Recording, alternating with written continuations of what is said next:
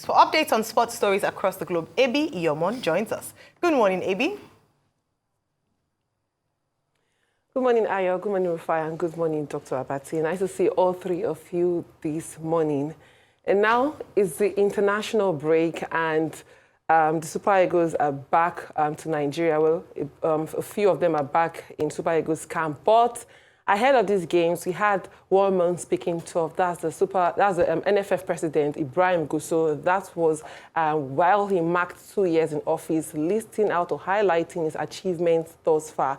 He's saying that the Super Eagles, against all odds and despite their poor performances at the World Cup qualifiers, will qualify for the 2026 World Cup. And he also spoke about the issue with the coach and why the NFF had to stick with Coach Austin Eguavoyen. Let's take a listen to him. I have much confidence that we will qualify for the next World Cup in 2026. I know we have a very bad start, having just 3 points in 4 matches. But if you look at the momentum now gathered by the Super Eagles team, you know at least there is some level of progress. And by the grace of God, going forward, I know everybody among these young players know what is at stake. And we are surely going to do our best to ensure that we support the team. We have just started our qualifiers for the next Nation Cup in Morocco 2025. And by the grace of God, that will be our breakthrough to winning the 4th AFCON for the nation. Going to the Super Eagles coach, you know, it's a process, but along the line, we start a process. We almost concluded, we reached an agreement, but later on, you know, once you are having a situation whereby you have middlemen, most of these coaches, you see, they have agents. You sit down, you reach an agreement, and then just for you, you wake up in the morning and they'll bring up something that you don't even talk about it in your agreement, which is practically impossible. And we cannot sit down and engage our country in something that people will start asking questions that we cannot answer. So that is basically what is going on. But as I'm telling you, we're almost done about it. And by the grace of God, we will do our best to ensure that by the time that we come up with a coach, he's going to be a coach that, by the grace of God, will take us to the level that we deserve to be.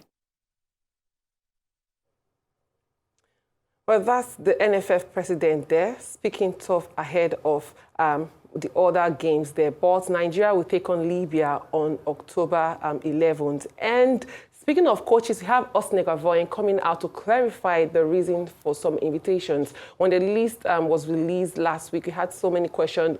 The reason for the inclusion of Kelechi Iheanacho, who has rarely gotten playtime at Sevilla. But he says that when the injury of Victor Osimhen was announced, he had an option to pick between Siri Desas and Tolu Arokodare, who's plying his trade in Belgium and getting in goals. But he opted for Kelechi Iheanacho because of his experience in the team and what he has to offer. He also cited how well Kelechi played in the AFCON qualifiers and what he offers to the national team.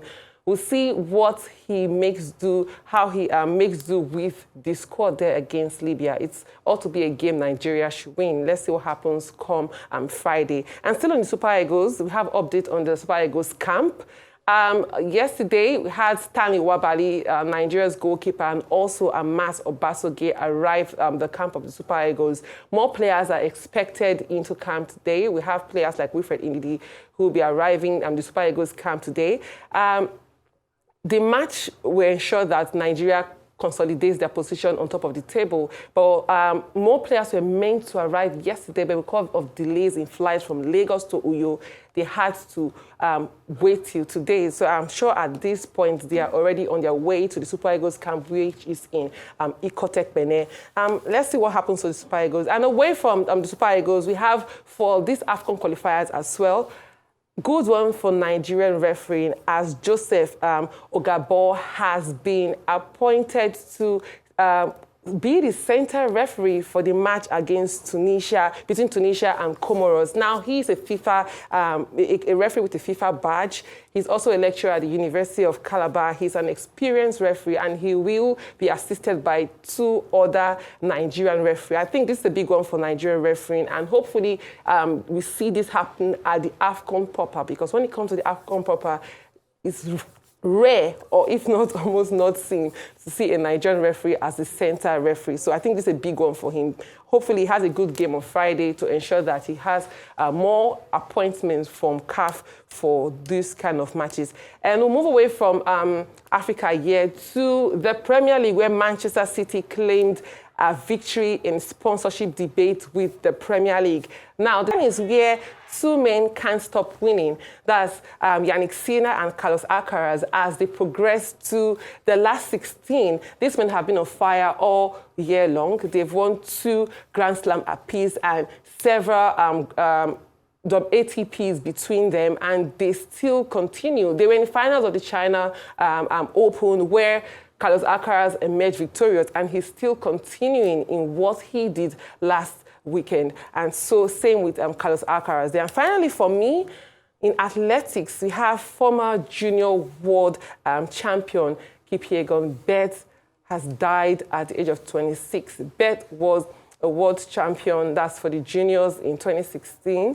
And the following year, he won a bronze medal in the senior world championship. But sadly for him, he got a ban for 4 years. And according to his sister, who is also a Commonwealth champion in the 3,000 steeplechase, he said that he went into depression and had to resort to drinking, and when he returned from the ban, he was not able to admit the fact that a race which he dominated, he could not come back to that level, and it just spiraled down for him, and he had a short illness and died. And sadly, Kenya has been dealing with these doping issues for quite a while now. We have about 70 cases in the last 8 years of doping, but hopefully more athletes learn and relearn about doping and probably how to bear pressure as a star.